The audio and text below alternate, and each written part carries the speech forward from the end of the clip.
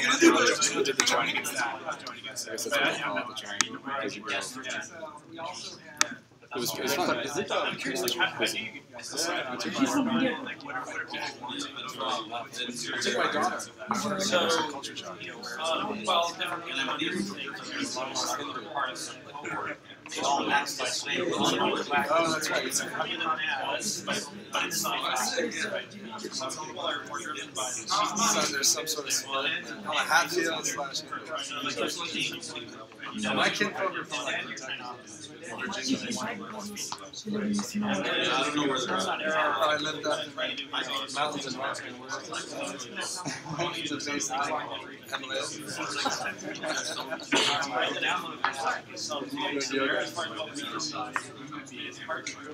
No, it's fun. It's interesting. It's like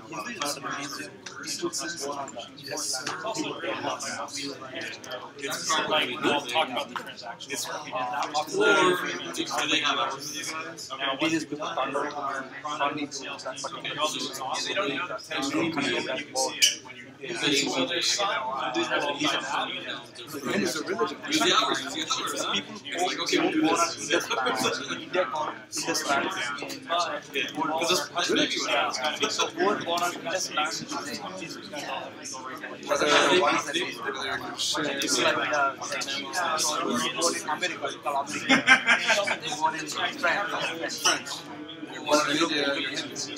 Born in India, right?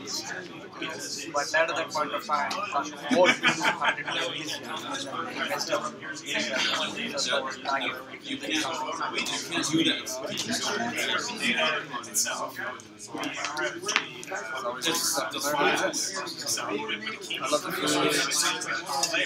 I thought it was very interesting. So we can do that. I got a little frustrated getting around. Because it took forever to get here. But I also went to the United States. It wasn't time. It was very interesting. I really liked it. It was just dichotomy after dichotomy. Each stage is a nice hotel. And you look out the window of the hotel, empty lot, and it's right next door. Like, oh my god, these people probably are the ones that built this place. Yep. And now they're just going to the next job or whatever. It's crazy. Education is the only one thing that can as long as it's just I have a hashtag I look at and I just apply to the column I'm done. Most of the places, basically, they only expose that cryptic column. A lot of places they wanted to. Though you become educated, people are still looking for so it's a big chaotic place.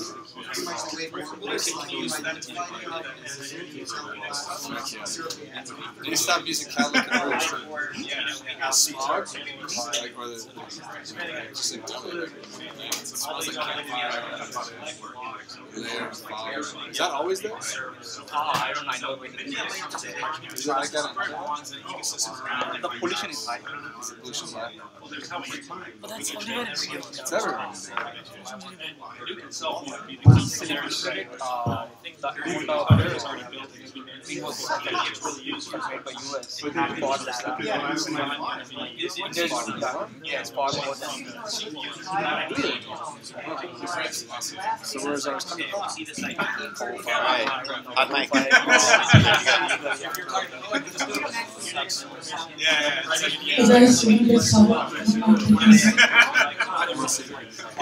Yeah, for the other stuff you're talking about, it's like, don't use a bicycle.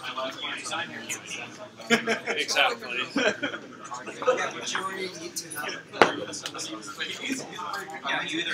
Nice. Getting started.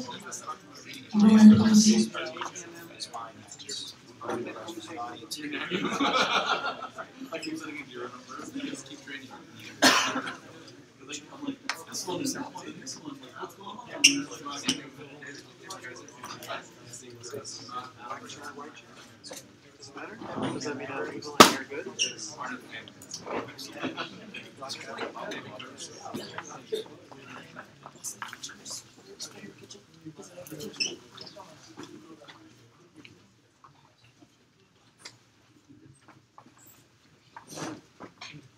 So So thanks once again for coming tonight. We have a great presentation today by Alan Gates from Hortonworks. Before that, a few quick announcements. So first, I want to thank Byron Dover and Rubicon Project for helping out the last minute with the Database meetup, which is going to be next Thursday. More information is on the website if you want to know more about that. Next, I just want to introduce Boris from Factual. So Boris is going to just give a few announcements about Factual, and they are one of our hosts for tonight, and they'll be really great in hosting this event. So just a warm round of applause for Factual.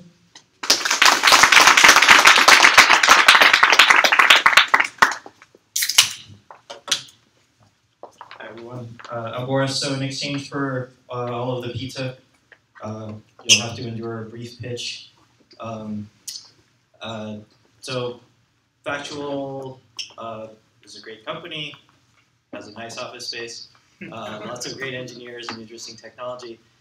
We are soon going to be we have lots of openings that you can go find on our website for software engineers, data engineers, and so on. And we are soon going to be posting an opening for a lead senior DevOps, SysOps person.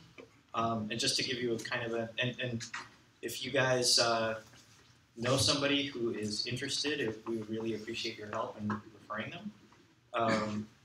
But just to give you an idea of the kind of person we'd be looking for, imagine somebody who hasn't named a server after a Greek god in at least the last 5 years. So somebody who manages Metal by automation, DevOps, like Docker, Mesos, that kind of thing, not SSH, root, that, etc. So anyway, that's the idea of the role. If you know somebody who likes to work with modern SysOps on cool infrastructure and cool big data problems, my email is boris@factual. You can have them email me. I would be glad to hear from them. Anyway, I won't keep you any more than that, and we'll let Hortonworks do their thing. Thanks everyone. So just one last announcement. When we end the talk tonight, if you could help put the chairs back together, that'll be great.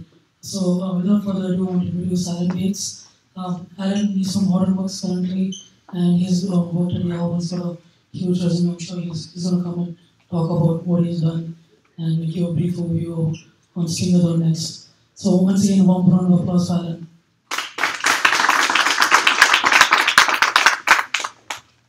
All right, hi everyone. So Subhash said I'm Alan Gates. I'm one of the founders of Hortonworks. I'm also one of the Hadoop old-timers. I actually started in the Hadoop group at Yahoo summer of 2007. I started on Pig. So I did not invent Pig. But when it came out of Yahoo Research, where it had been a great paper and a prototype, they decided to make it into a real project. That's when I joined and helped develop it into an actual something you could use instead of just a prototype, and took it into Apache to open source. Then worked on HCatalog, and now I also work on Hive. So at Hortonworks, I'm responsible for architecture for Hive and Pig. And despite all the founder and architect titles, I actually do still write a lot of code. In fact, I spend probably more hours writing code than doing other things. Which is good, because I'm a happier person when I'm writing code than when I'm doing, more. Code's more fun than slides. How's that? Or, it's a way to know what you want to spend your time on. So anyway, I wanted to come talk today about some of the work we're doing in Hive. I'll talk some about work we have done, things that are out today, and I'll talk some about what we're doing kind of in the future, where we want to take it. So this is both, what we've added recently and roadmap. I'll try to be clear about, what's happening now versus what's happening in the future, but please, feel free to ask if that's not clear. And in general, feel free to ask questions as we go. I don't necessarily want to just monologue for 45 minutes or whatever it is and then let you ask questions at the end. And, if I'm going to answer your question in 5 minutes on the next slide, I'll just tell you that. So, but please feel free to do that. So, as I said, I'm going to do a lot of roadmap stuff. Here's the legalese. I'm not promising you that we'll deliver it on any particular date. All that stuff. It's all forward-looking. Blah blah blah blah blah. And before I get started, a pitch for Hadoop Summit EU. This is in Brussels, Belgium, in April. If you guys are doing cool stuff on Hadoop or related tools, tools on top of Hadoop, Spark, Hive, Pig, HBase, whatever it is you use, and you want to talk about that, you want to tell the world how you're using it, what you're building on top of it, even changes you're making to those tools themselves. I encourage you to submit your abstract here. This is a great chance to get out, talk about stuff you're doing. And I just want to be clear that this isn't just for people who necessarily work inside the engines. If you do, there's tracks for that, like the committer track and Hadoop Access engines and future of Apache, but also for people who build apps on top of it or just use it, who have operational experience with it. So there's stuff like data science, governance and security, applications, and data-driven business. So if those are the kinds of things you do, this is a great opportunity to kind of share that with the world.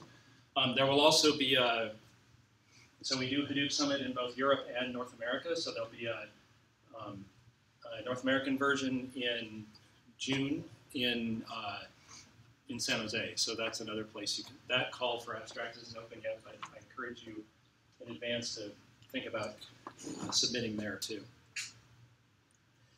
All right, so let's kind of jump into tonight's topic. So first I want to back up and talk about what has been happening in Hive up till now. So in 2 years ago, I think, we started pushing on the Stinger initiative. So when we just called it Hive++ at first, but our marketing team thought that was pretty boring. They said engineers aren't allowed to name things. So they came up with the name Stinger, putting the sting in Hive. But the really important thing here is we wanted to move Hive forward on three dimensions. We wanted to add speed to it. Hive came from a batch background where it didn't matter if things took an hour to run because you were working with tons of data. But we realized more and more, people were putting everything in their Hadoop system. They wanted a SQL interface that they could use for data big or small. And even for big data, a query may actually only return a small amount of data, even if it has to scan a lot. You want that to be fast, right? This isn't all just about batch. You want interactive queries. And so we wanted to move Hive forward, and we set out this audacious number. We want to make it 100 times faster than it is. And we actually hit that, not for every query out there, but there are queries that are actually 100 times faster in Hive 13 than they were in Hive 10. Scale, that's something Hadoop already does really well. We wanted to keep that. We didn't want to make changes or architectural decisions that limited our ability to scale. We didn't want to transform from something that could do petabytes of data to something that could only do gigabytes but do it quickly. That wouldn't have been a success. Right? So we wanted to keep the scale we had. And the next thing was we wanted to grow the SQL that Hive could support. Hive came out of basically doing ETL jobs at Facebook, so it had very simple SQL constructs, join, group by, having, where clauses, and that was about it. It didn't have the tools that people used or wanted for the things they were trying to do. When you start trying to do analytics against your data, you want things like windowing functions and more advanced analytics tools like that. So we wanted to come and add that stuff as well. We also wanted to give it a SQL type system because it pretty much had a Java type system back in Hive 10. So that's all work we did. This Stinger Phase 3 finished up with Hive 13, which was released last May or June, somewhere in there. And I'm often accused of this, and I'm probably guilty. I use the word we without being clear who I'm including in that group. So this is not a Hortonworks only feed, right? People from 44 different companies contributed to at least one of these 3 releases. That's 145 different developers. So the we here is not Hortonworks. The we is the Hive community. Now, certainly Hortonworks plays a big part in that. And we employ a lot of Hive committers and contributors, but we're by no means the only players in that space. There's lots of people contributing to this. That's the beauty of open source, right? Yeah. I'm not like too into the big data world, so I don't know these terminologies. Is Stinger the next version of Hive? Stinger is nothing more than a marketing code word. It's not a thing in itself. Hive is the engine. Now, I know the press often picks it up and treats it as if it were a product or a version or something like that, but it's a marketing buzzword around this work that we did. So you can't download Stinger from anywhere. The product is Apache Hive. So how much of what we're going to hear tonight is specific to Hortonworks? 0. Everything we do in open source. We don't hold back any code.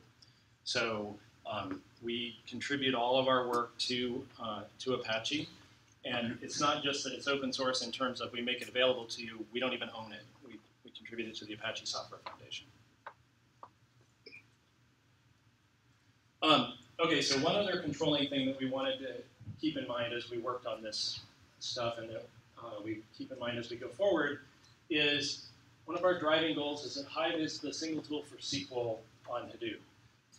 We see a lot of fragmentation around SQL tools, and a lot of people claiming, okay, for this use case, this is a good SQL to use on Hadoop. We don't think that's a real great solution, because what you end up with is two things. One, try as you might, your tools won't stay in sync. So a query that will run on one won't run on another. Right? If you've got, you use Hive for this and some other SQL dialect for some other thing, you'll eventually write a query that runs on one and not the other, no matter how hard you try to keep those in sync.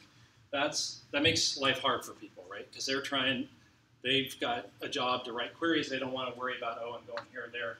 The other thing is, it's hard for users to figure out which dialect of SQL to use, which tool to use.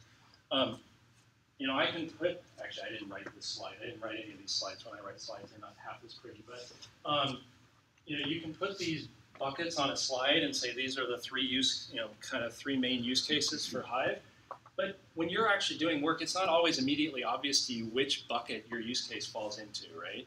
And not all use cases necessarily fit neatly in one. They might be half ETL and half batch reporting. And it's hard for users to sit there and reason about, okay, well, I'm doing ETL, so I should use Hive, but now I'm doing interactive, so I should go do this other thing. If we can build one tool that people can use regardless of which use case they're after, that's a much better situation for people, right? So that's another one of our driving goals. So with all that, delivered Stinger, what are we going to do next? So we came up with this brilliant new term called Stinger.next.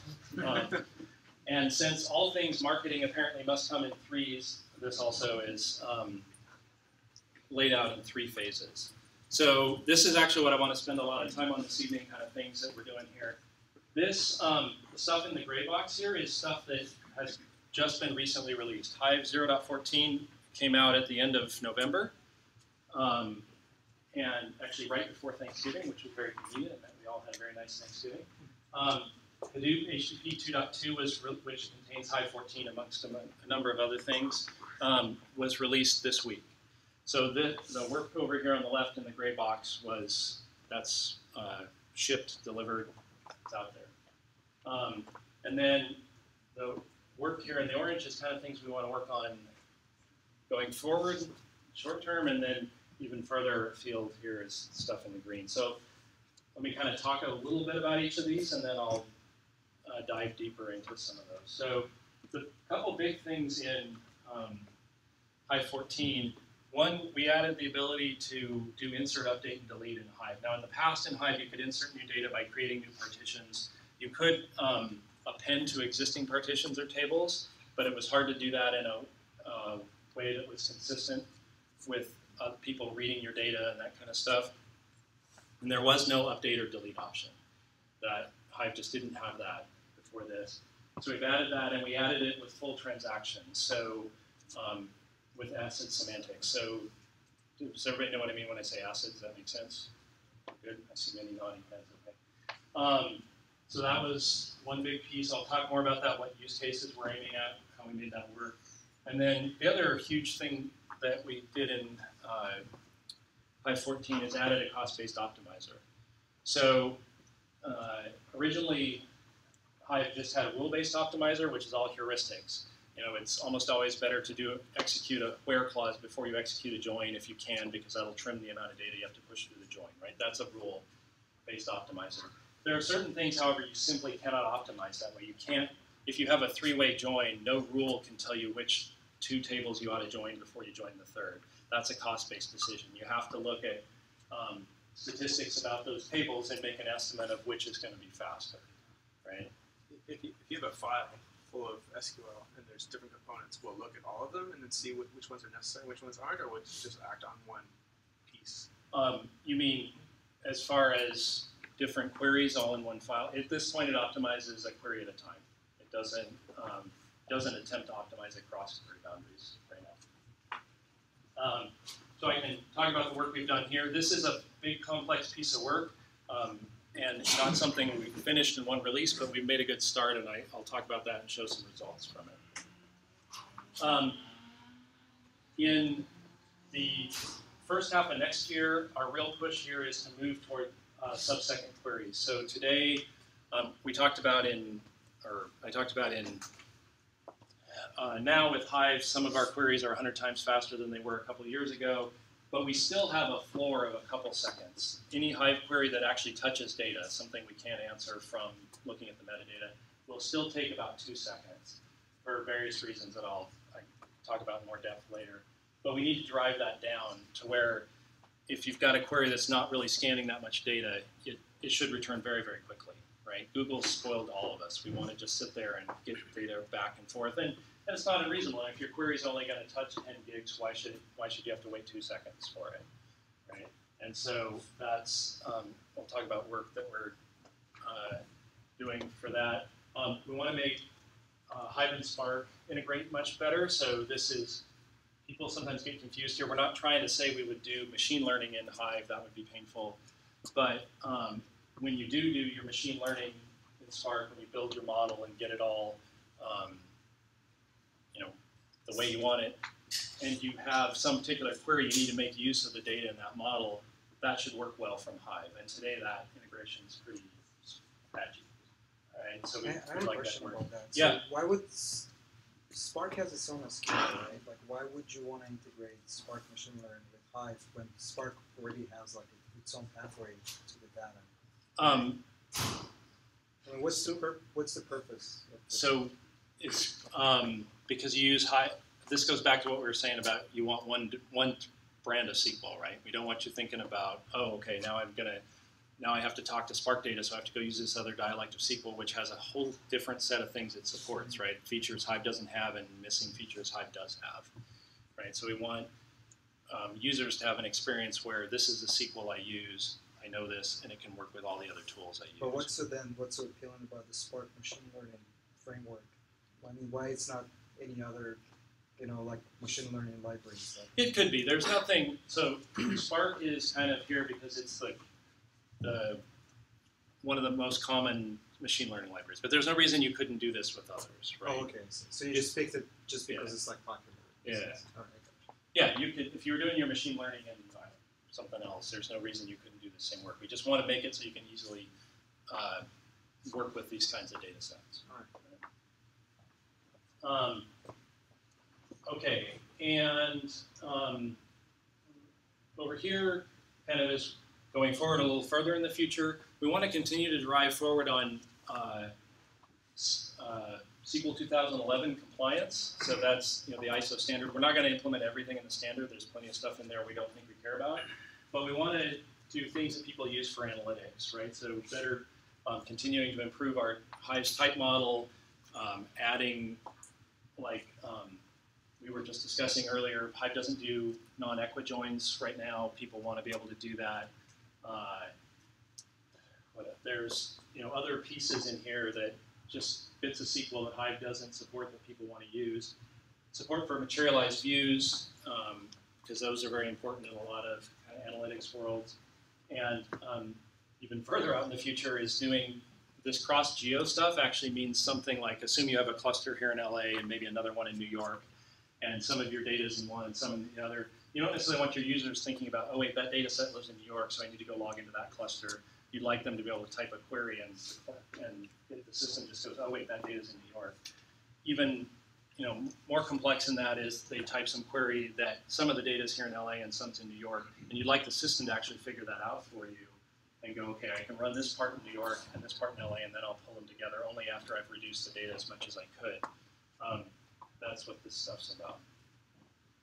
Toward the first point, does it make sense to like sort of strive toward like maybe like a Postgres SQL variant or a MySQL variant, and just what people are already using anyways, and then they can just, oh, by the way, you can just run it?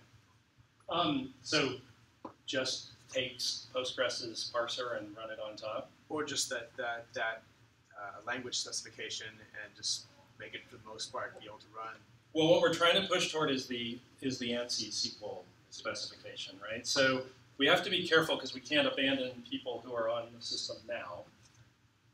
So we can't just totally change it because Hive has some interesting non-ANSI pieces, let's just say. And some of that's because some of it's good, but some of it's just whacked. Like it just does stuff.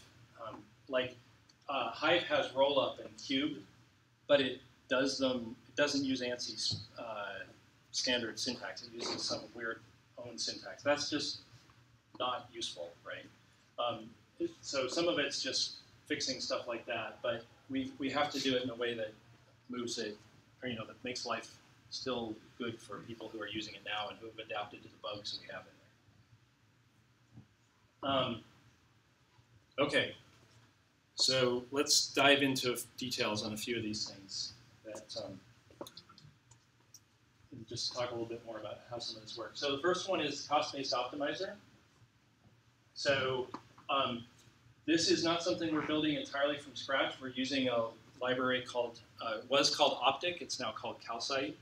This is a optimizer. It's not quite just an optimizer. It's actually an optimizer generator where it comes with some rules, but it gives you the ability to write more rules and costing functions and all that, so you can figure out how to properly optimize for your system.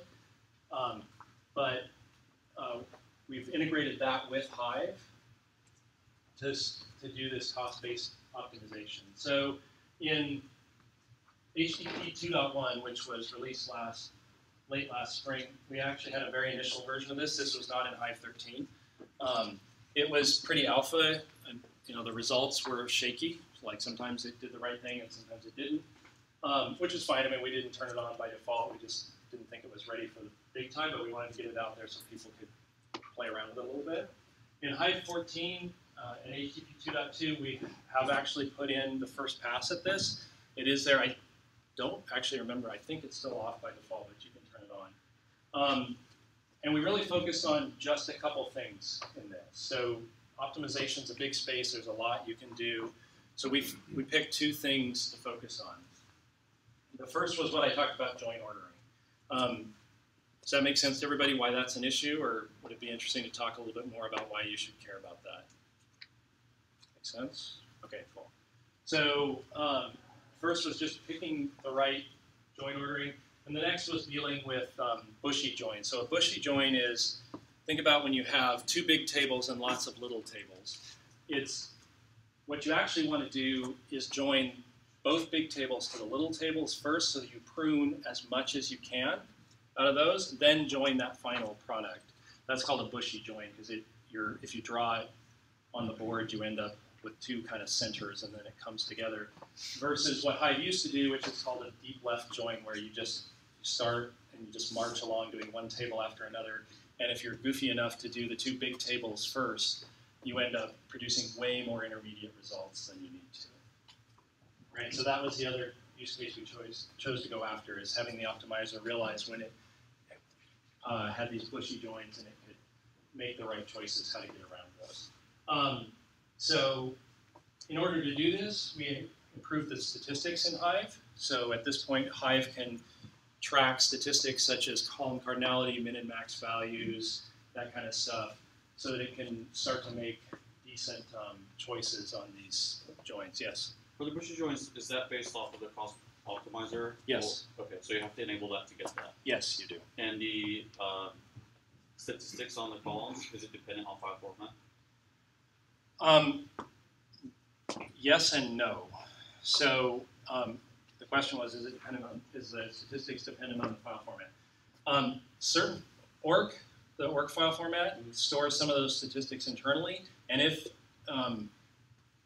you're using that, the optimizer can figure that out and go grab those stats more easily. But you can still run an analyze table even if you're not using that and load this, go figure out the statistics and load those into the data catalog so that they're there. So you don't have to use a particular format for it. Is it a backend thing that happens where you have to run a command? You can choose that. So you can either do it manually, or you can set it so that anytime you're writing data, it's always collecting statistics, which obviously comes with a cost. Now, that second one of you can always collect it, I know that works with ORC. I'm not 100% sure if it works with non-ORC. It might, but I don't remember off the top of my head.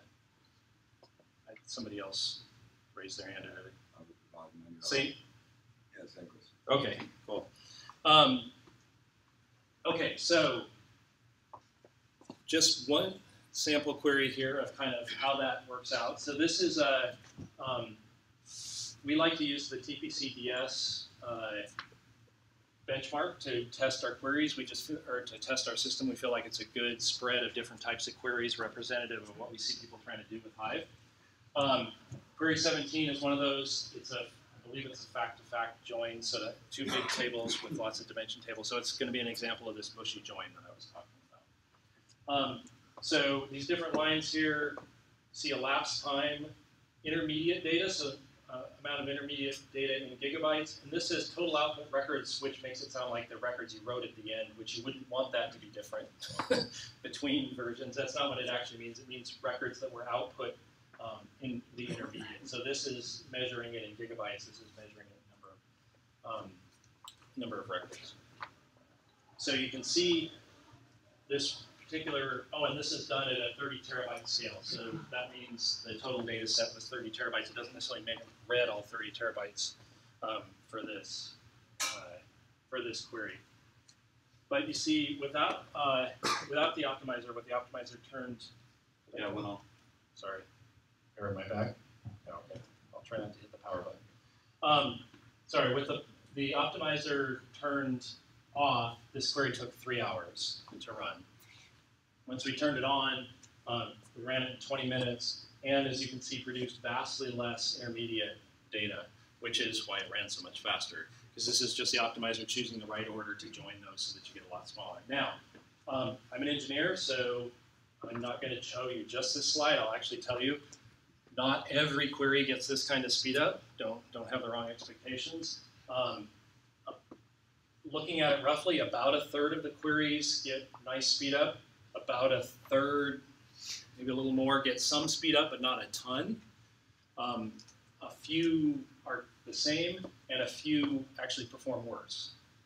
So we're not by any means 100% done with this optimizer. There's still a fair amount of work to do, but it is showing promise on some work. Yes? What's the impact of turning on the intermediate data compression? I played around with that sometimes when it's like too big, but it'll work, but that seems mixed results. So the intermediate data compression, you're trading network against CPU, right?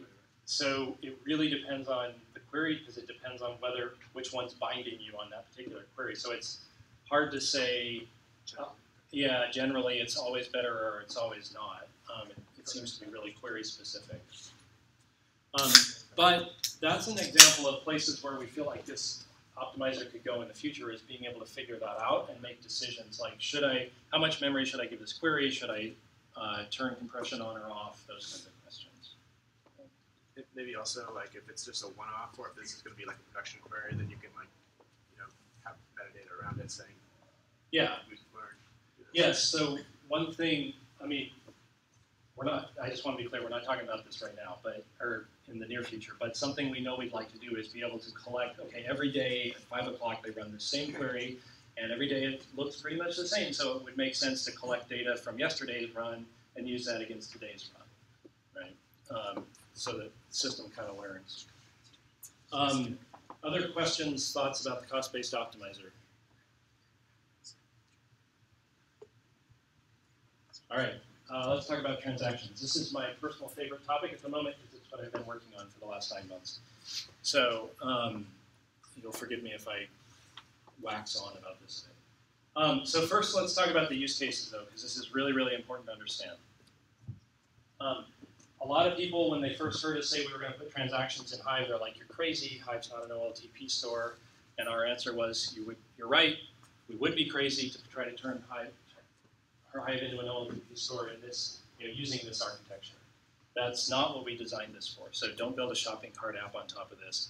Don't think you can put 1,000 concurrent users all doing transactions at the same time where they each touch one row. That is not at all what we're trying to accomplish here. What we are trying to accomplish is, even in the data warehousing world, which is where Hive lives, you still need to be able to update and delete records from time to time, right? You load a bunch of data into your table, and suddenly you realize, oh shoot, one of my servers, the time zone was set wrong, and so it thinks it's on Eastern time, everybody else is on Pacific time. I need to go update those records and set the time value correctly, right? Or maybe your user comes in, wants to get out of your service, you need to delete their records, delete their data. Those are the kinds of things we're attempting to enable here, things that you just couldn't do before without rewriting the whole table or partition because of the way Hive worked. The other thing we want to enable is this operational reporting use case where you've got transactional or front-end systems that are doing a lot of work and they're streaming data into Hadoop. That's a very common use case, right? People will be pulling data from their frontline systems through Storm or Flume or Kafka or whatever, and dropping it into Hadoop. You can do that very efficiently by dropping it into HDFS. That all works very nicely. But a problem Hive had in the past before we added this was because Hive only added data by partitions and because you couldn't add a partition every minute, it just couldn't sustain that. The number of partitions you'd be creating there just wasn't viable. It was very hard. Well, basically what you ended up with was a 15 to 60-minute latency on that data. So it'd land in HDFS and you'd have to wait an hour before you could add a Hive partition, which is a serious case of fail on the last mile. Right? You got the data all the way there and still you don't have a way to see it in Hive. Yes?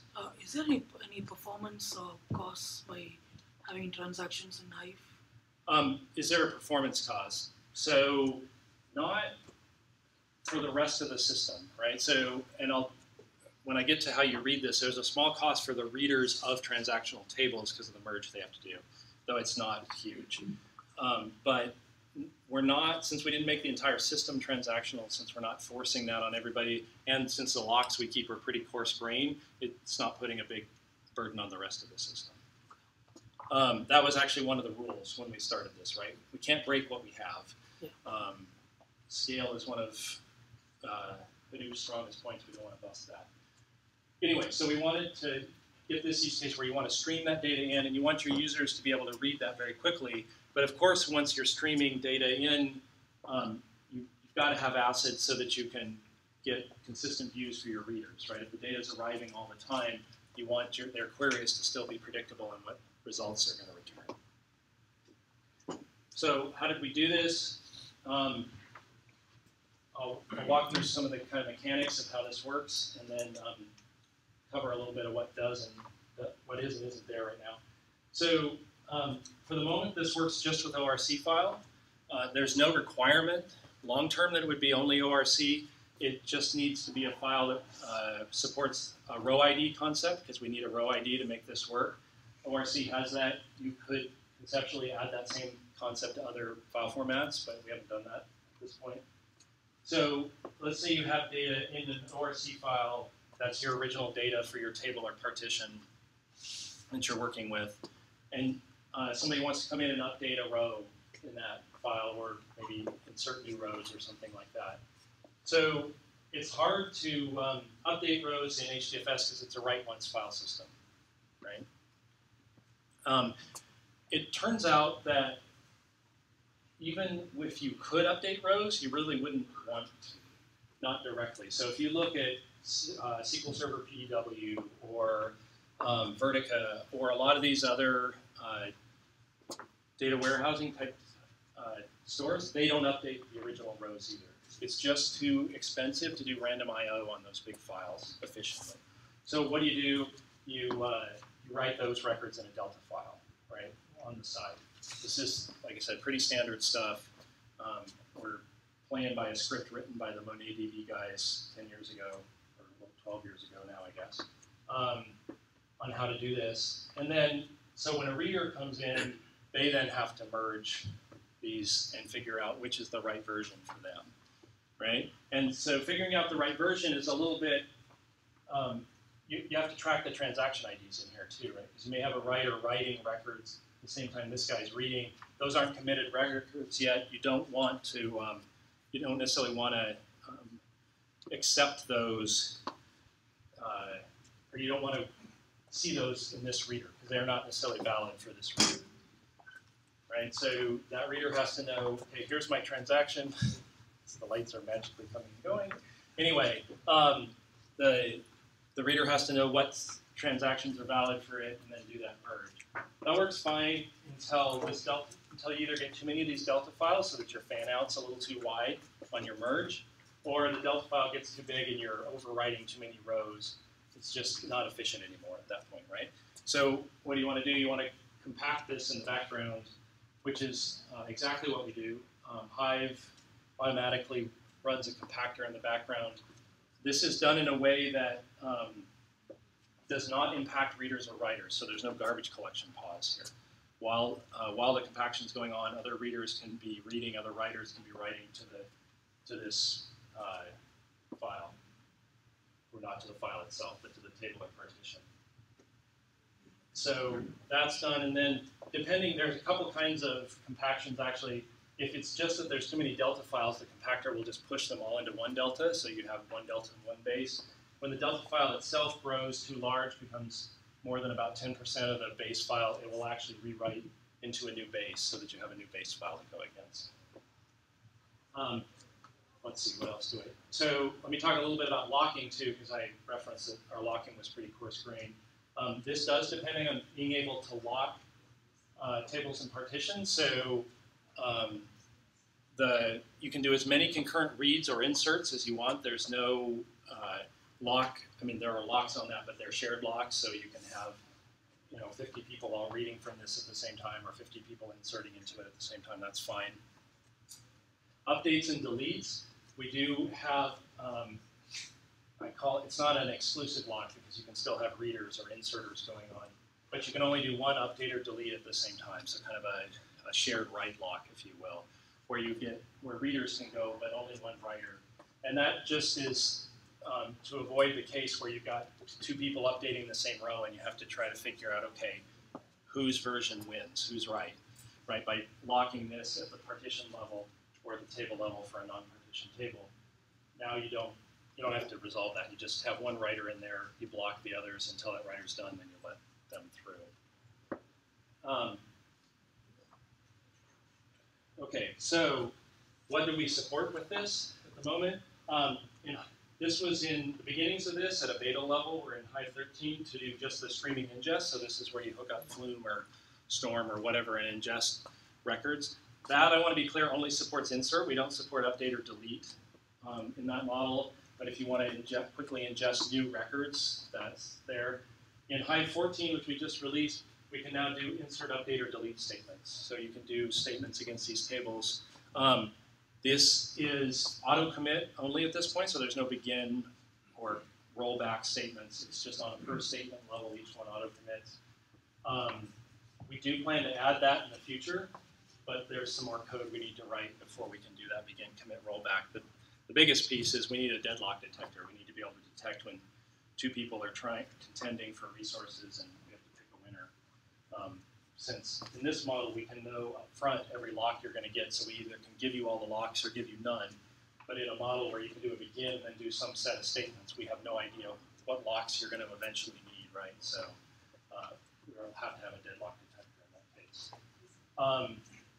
Also at this point, tables have to be in order to use this, tables have to be explicitly bucketed, because in order to, when you go to do an update and you want to find, okay, where's this record I need to update, it reduces the scan space to have that bucketed properly. And then they also have to be explicitly marked as transactional, just so you have to say, okay, yes, I want this table transactional. In the future, we plan to remove both of those restraints. We'll probably do the bucketing automatically underneath, so you don't have to be aware of it. We'll just do it in a way that's efficient for us. The transactional we'll remove once this has been out there a while and people are comfortable that it's a great idea and all that, just, as time goes on. Yeah? For the streaming ingest and append, is it adding to the same file, or is it creating a lot of, am I going to have a lot of small files problem? No, or sort of and no. Okay, so is it appending to the same file? The way it works today is the writer will take out a batch of transactions, say 100 of them, and it will write to that file. As it writes and commits each transaction, that data becomes live, but it keeps writing to that same file till it comes to the end of the batch. So that's a way to limit the number of files that are getting written there. So if, say, you wanted to commit every 5 seconds, you wouldn't be creating a new file every 5 seconds, but you might be creating a new one maybe every 5 minutes or 1 minute or something. As far as the small file problems, that's what the compactor deals with. So when you do generate a bunch of files, it will compact them and solve that. This doesn't apply to external tables.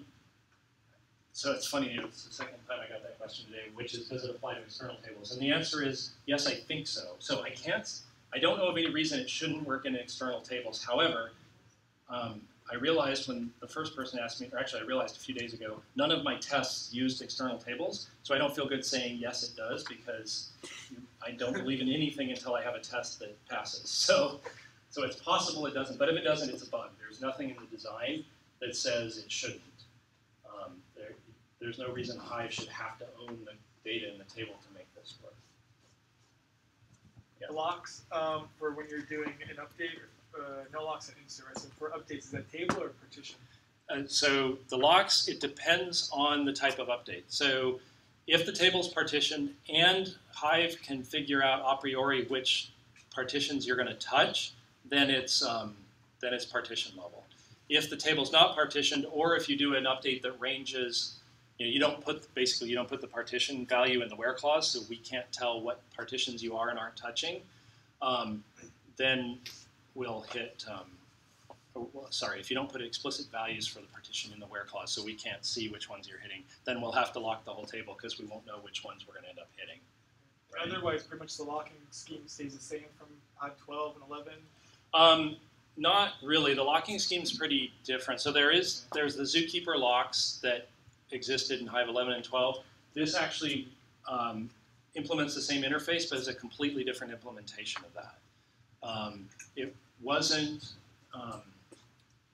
the Zookeeper one didn't really quite do what we needed for this, so we wrote one that stores the locks actually in the data catalog, in the metastore, instead of in Zookeeper. That also had the added advantage that you're not forced to set up Zookeeper just to make this work, because we didn't want to, our impression is the majority of Hive users are not also Zookeeper users, so we didn't really want to force that on them.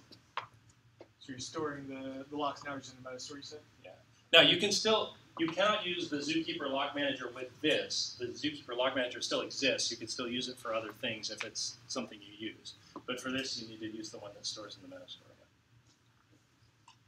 But otherwise, you should have locks pretty much the same time. If you're not doing updates and insert, as far as reads, table creates. Yes. They should exist at the same time as they used to. Yes, that is, I at least attempted not to change any of the semantics of the existing locks. So yeah, when you drop a table, that will acquire an exclusive lock, wait until all the readers are done, and then truly drop the table, that kind of stuff.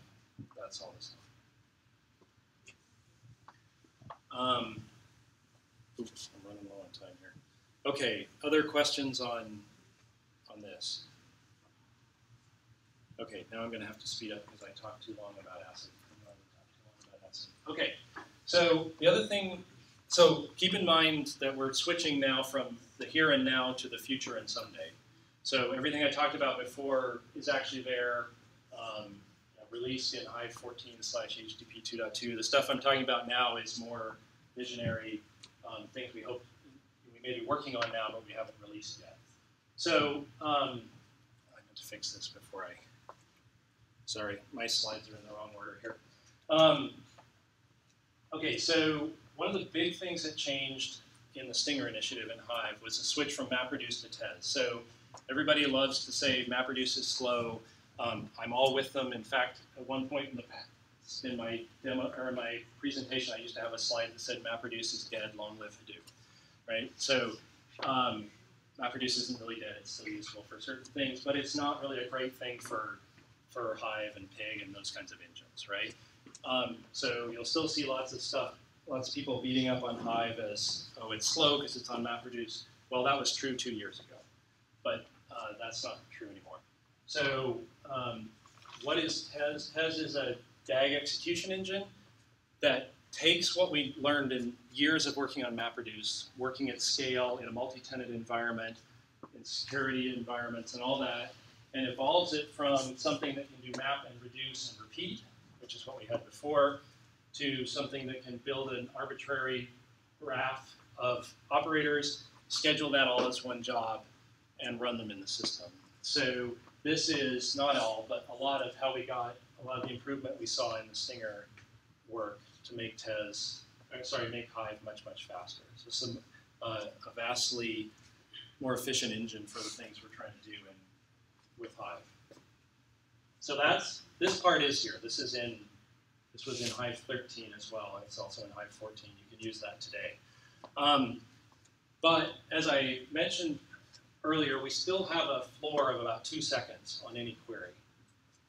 No matter how small the data, if we have to touch real data, if this isn't something we can answer from the metastore, we still have about a 2-second floor. Why is that? Because we have to launch these tasks. This is still Hadoop where you have to go spin up containers. It's really, really hard to spin up a Java container in under 1 second. You just really can't do it. So we want to solve that, right? We want to deal with that. In addition, there's some other things you give up by spinning up new containers all the time. This takes away a place where you could cache data, right? You've got these containers. Often, it's very common for people to do one, for some people to be working on similar data sets. Now, Tez has a session concept today. So if you log into Hive, either with a command line or through Hive Server 2, you have a JDBC session open, you get a set of containers assigned to you. You keep those. So in that sense, those can cache some of the data. So if you're doing variations on the same query, it can make use of that. But if you and I are both doing similar queries, which is not all that uncommon. Think about your nightly ETL process runs, new data lands. A lot of different systems are suddenly going to be using that data all at the same time. There's no mechanism here to share that, right? Because my containers belong to me and not you, and you can't touch them. You don't even know about them. Also, when you're restarting, when you're throwing away containers all the time, you're throwing away the benefits of Java's JIT, because after it sees a few 100,000 rows, the JIT kicks in, and suddenly your code's running 10x faster than it was before. By spawning new containers all the time, we're throwing away that, because we can't tell Java, hey, you've already done this, reuse the JIT. Just can't get around that. So we want to start to make use of that. At the same time, we don't want to throw away Hadoop's wonderful ability to scale arbitrarily on very large data sets, right? So a common solution that's been around for a long time is traditional MPP architectures where you have a set of standing daemons, each responsible for an area of data. They process their area, and then they shuffle between them. That has some of the strengths I just referenced about not needing to, no spin-up time. You can cache data. You can get, your optimizer can kick in on it. But it also has a hard time scaling when suddenly you get big loads of new data. And particularly in a system where you can't own all this processing power here, right? Hive isn't the only thing that lives on your Hadoop cluster. You may have HBase running in there. You may have Spark. You may have, who knows what applications you've all got built on there. You can't just give all the resources to Hive and say, go for it, right? It needs to play well and share. So going to a complete MPP architecture, we don't see as a real good option. So how do you get How do you take the best of both worlds? How do you try to kind of slice that and get both? And our answer to this is a new architecture we're working on called LLAP, which stands for Live Long and Process. And yes, you have to make the Vulkan symbol as you do it. This is why you don't let engineers name things. Remember I told you they didn't let us name Stinger? This is exactly why. Because an engineer named this, and I think our marketing team is still having fits. But they didn't manage to rename it before. I think because we got a blog out about it first, so then they were stuck with it. Right? So that's your tip for the evening. If you want to name something, write a blog about it fast, and then the rest of your team's stuck with it, whether they like it or not. Anyway. So what's the goal here? So we want to build something that can live long, that can keep processing. So when you come in with a query, it doesn't have to spin up, but that can still scale. So this process will sit there, and it will handle, you can push into it initial, let me go back to this picture. I think it's still easier to explain it from here. Notice what were map tasks here get pushed up into LLAP. So you can think of it almost as a set of standing map tasks. You can do projection, filter, partial aggregation, partial sort, and what are called broadcast joins, which is where you ship a small table to each node and run that. You can push that into this process, but you can still shuffle out to other tasks behind when you need to. So this still scales well for big data. But for queries that can be answered from here, you can answer it directly. You don't have to shuffle it all. Even if you do have to spin these up, you're starting processing data immediately. You're not wasting a second or 2 seconds spinning up containers when no data is actually processing. Right? These guys can start going. Actually, one of the hugest wins here is the ability to cache the data, not just because I don't have to read it off disk, which is nice, but really we spend more time than just fetching bits off disk. We spend a lot of time decompressing data and deserializing it, getting it in the format Java wants. And particularly now that our operators are all what we call vectorized to work on batches of 1,000 rows at a time, there's a cost to get it all ready for that. In a system like that, we can cache that already decompressed, already deserialized, already in vector format so that our operators can run off of it. That saves us quite a bit of time. And we can still manage all this with Yarn, right? So Yarn can still be the one that's saying, okay, which queries go to which LLAP server, who gets what resources. We don't have multiple schedulers fighting for who's in control of what in the system. Let's see if I missed anything big there. I don't think so. Okay, so I believe I've come close to using up my allotted 45 minutes for talking. So is that right? Am I getting, yep, okay. So let me just open it up now to any other questions you have, either about things I talked about, things I didn't cover, whatever. Yeah. You mentioned Orc a lot. Sounds like that's the file preference for you guys. If you were to tell someone, start using Hive 13. So yeah, the question is, do we prefer Orc? It depends a little bit on what you're using, but in general, yes. So the one caveat there is Orc's really built for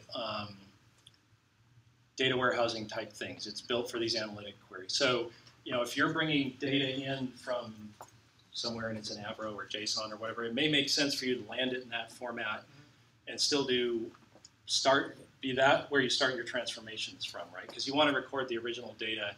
And Orc isn't necessarily going to be the best format for doing ETL from. It's going to be where you want to do ETL to. Okay. But for the analytics, yes, we're definitely So focusing can you on it. compare and contrast that with Parquet? Sure. Which the Impala people kind of seem to prefer? Yeah, so Orc versus Parquet. So Orc comes out of our prototype for that was SQL Server PDW's format for their stuff, up to the point that some of the Microsoft architects were actually involved in helping us design it. So it really comes out of a heritage of data warehousing and optimizing for those kind of queries. It stores a lot of indexes internally so that it can do things like skipping of blocks and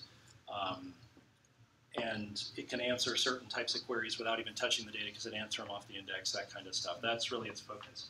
Parquet comes out of the the work that Google did on Dremel, which means that it does its strength is when you've got deeply nested data. So that's kind of where Dremel's focus is being able to deal with those nested data sets, so it does well in that. Now I know there's work going on in Parquet to kind of, for parity on the indexes and that kind of stuff. I can't speak authoritatively to where that's at. I haven't kept up that closely with it. In performance tests we've done, we see that sometimes Orc does better, sometimes Parquet does better. But I don't know that there's a huge difference there. Okay. So you wouldn't advise, it's not a big commitment. You can really, this will work with whatever file formats we want to run with. Yeah, I don't think the world's going to blow up if you use Parquet instead of Orc. Now, certain things like Acid aren't going to work on Parquet, at least until that gets added, which there is a JIRA out there to do if that'll happen, I don't know. Yeah. So there's two reasons why I go to Hive. One is that my data is too big, I have to use Hive. But the other reason is that I need something that's really, really flexible, like the streaming, the complex types like the map and the array. Is there any support in the picture for better transformations between like an array and a table, or a map and things like this? Right. Yeah. So better transformations. Most of the work going on there that I know of is actually better support for self-structured data like Avro and JSON. I don't know a ton of work going on to like take an array and make it a table, or like long to wide is like always stuff that makes that easier is really helpful. Yeah, I haven't seen a lot of work in that space.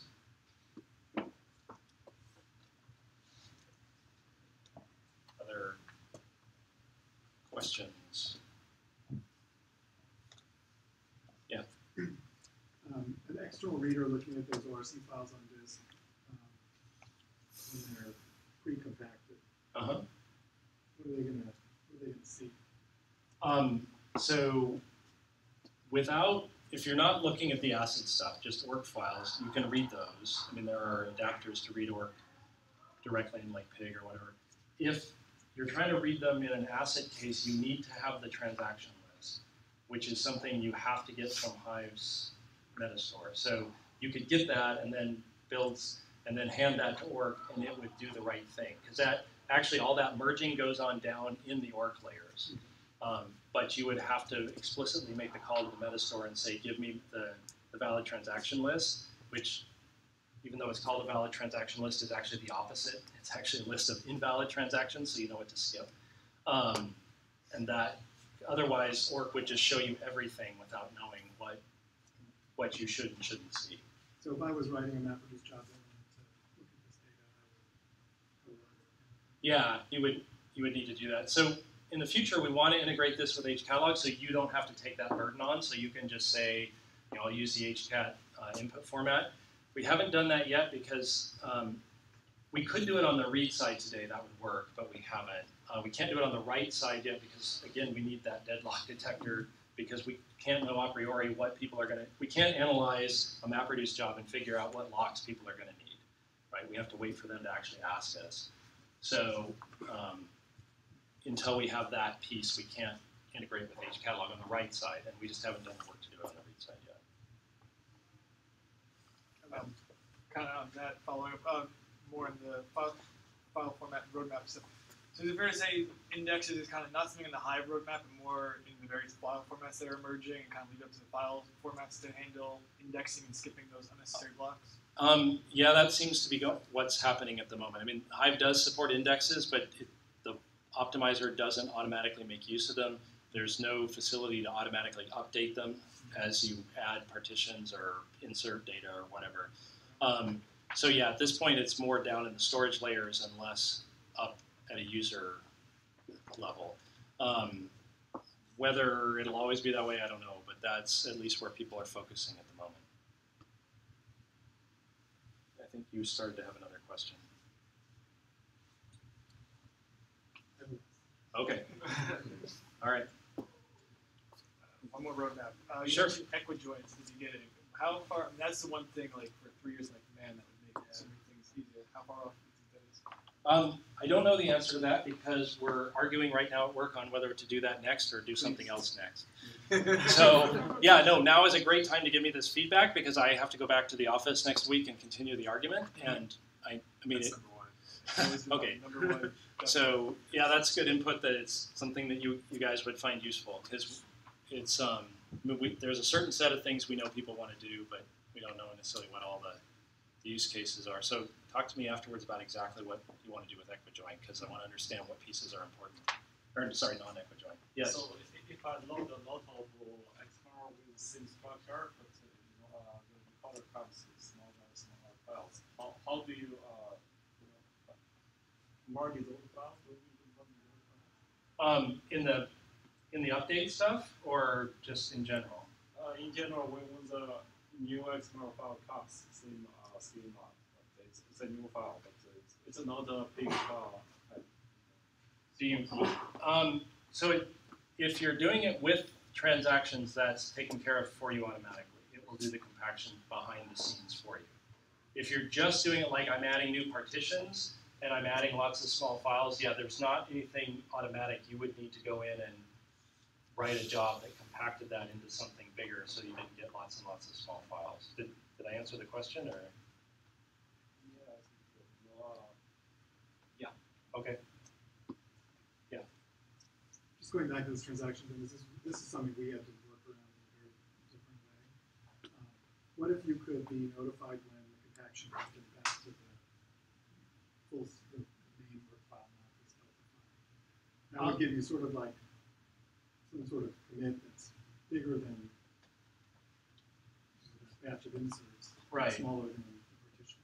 And what would you want to use that for? Just so that readers that weren't in the Hive world could get in and still those big work files, they might get bigger batches than right. somebody in Hive would see. Yeah, we don't. Hive does have a notification system. Right now, the compactor isn't connected to that. It would take 1 day's worth of coding to change that, I think. How about the other way to trigger compaction? You can trigger compaction today. So there's a new alter table compact command. So by default, as I said, the compactions happen automatically, but you can turn it off so it doesn't happen if you don't want it to by setting a property on the table, and then you can manually tell the table compact yourself. I had to add that because I had to be able to test compactions when I wanted them. I couldn't sit there at my desk and twiddle my thumbs till the compactor decided it was time to compact. And that does the full compact, not the delta? It does either one. So if the technical parlance for that's minor and major compaction. So minor is just push the deltas together. Major is write a base file. So you can make either happen. Yeah. So how much of that sits in the syntax itself or on the table, and how much of that is like Hive environment config variables? For forcing things, for configuring things, because I found those variables very, very useful when I wanted to just make sure that something is set one way or another. So it's a combination. There's stuff you have to turn on to make the compactor work. You have to turn on, compactor is actually 3 separate threads inside the Metastore service. You have to turn those on in the configuration before anything will happen. The rest is, if you want to if you want to self-compact, you want to do it on your own. That's a DDL statement where you would say, I need, do this. I think everything else is stuff you would configure. Well, sorry, that's not quite true. As I noted, you have to mark a table as transactional. That's part of the DDL when you create the table. But that's about it. Everything else is all in the config variables. And you can set those, obviously, in your Hive site, or you can set them on your own session if you want. Yeah, the session is really useful. Yeah. I can talk to you about this afterwards if it's out of scope, but it sounds like if you're running automated tests for this whole thing, that they must be pretty sophisticated. The system they're running under, since you've got distributed stuff all over. I wish that were true, but yeah, okay. Oh, okay. I was just curious about how you go about automated, like writing those automated tests and running them. Yeah, so I can give you more details later, but we have homegrown test harnesses we use at this point. But that's, sophisticated, I'm not sure is a word I would use to describe it. I mean, they work, they find bugs, but they're pretty high maintenance at this point. Oh, okay. Okay, we'll do one more question and then wrap up. We're running low on time.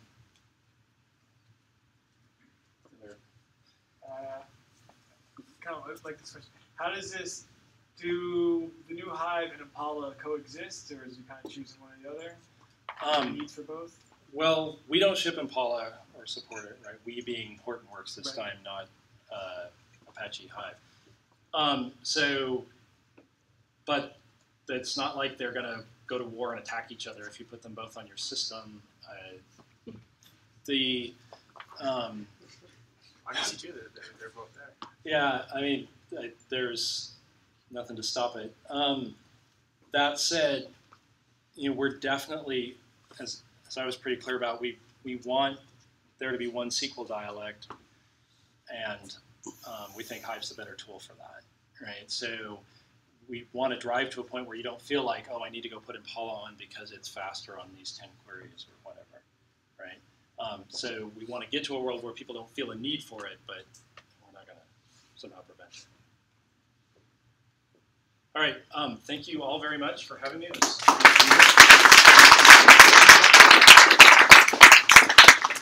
Well, thanks again. Thanks once again for coming. Just one last thing, just help put the chairs back. And I think there's a bunch of free t-shirts out here. Like this, if you want to do one of this. Thanks again for coming. Thank you.